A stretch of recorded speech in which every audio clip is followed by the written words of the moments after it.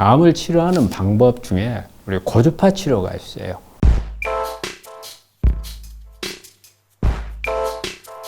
이 고주파 치료는 목적이 이 일렉트로드를 암이 있는 자리나 아니면 암은 현재는 없지만 과거에 있었던 자리에다가 고주파를 줌으로써 직접적으로 암세포를 괴사시키기도 하고 또 면역을 올리는 그런 치료가 고주파 치료거든요. 근데 이 고주파 치료를 하는데 이게 열이 들어가는 거거든요. 그러다 보니까 상당히 이제 많은 환자분들이 우려를 하는 경우가 있어요. 특히 이제 방사선을 하는 경우에 어떤 화상을 입지 않나 하는 우려를 많이 하는데, 우리가 사실 방사선 치료할 때 고주파 치료를 많이 권유를 합니다. 왜냐하면 우리가 방사선 치료에서 그 효과라고 하는 것은 방사선이 직접적으로 암을 괴사시키는 것보다는 방사선이 이 암세포 안에 방사선을 쪼임으로써 이 안에서 산화물이 만들어져요. 이 산화물을 몽땅 만들어서 이 산화물이 암세포를 죽이는 이런 방법이거든요. 그러면은 이 산화물을 많이 만들기 위해서는 사실은 이 산소 공급이 잘 되어야 돼요. 근데 암에 있어서는 산소 공급이 일반 정상세포보다도 더 잘 안 돼요.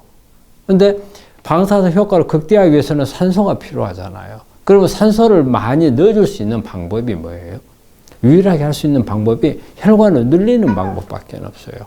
그래서 이 혈관을 늘리려고 하면은 어때요? 우리가 열을 가해줬을 때가 혈관이 잘 늘어나요. 그 혈관이 늘어나면 산소 공급이 잘 되는 거죠. 그래서 우리가 방사선 치료를 할 때 고주파를 많이 권합니다.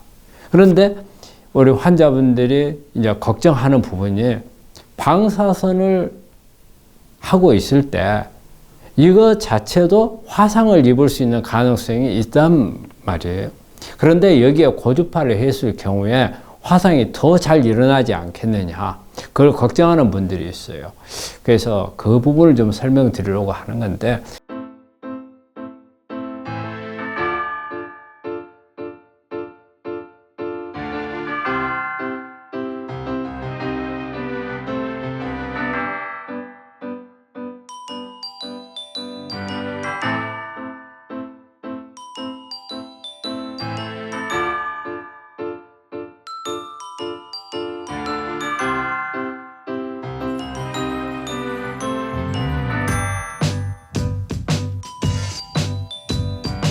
사실 고주파는 화상을 크게 일으키지를 않는다는 겁니다.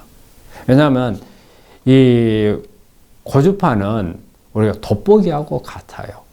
우리가 이게 초등학교나 이럴 때 돋보기를 가지고 햇빛을 비춰서 종이를 태우는 것을 아마 많은 분들이 해본 적이 있을 거예요. 이런 경우에 이렇게 이 빛이 모아지는, 포커싱이 된 자리에 가서 열이 나고 그래서 종이가 타잖아요. 그렇듯이 포커싱이 된 자리는 열이 나지만 들어가는, 진입하는, 돋보기 있는 자리에서는 열이 안 나요.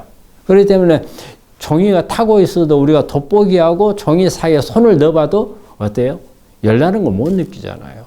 고주파도 마찬가지입니다. 고주파도 이 고주파가 그냥 일직선으로 들어가는 게 아니고 암이 있는 곳에 포커싱을 해요. 굴절을 일으켜요. 그래서 굴절이 일어나서 모아지는 자리에서 열이 나는 거지 들어가는 진입구에서는 열이 나질 않아요.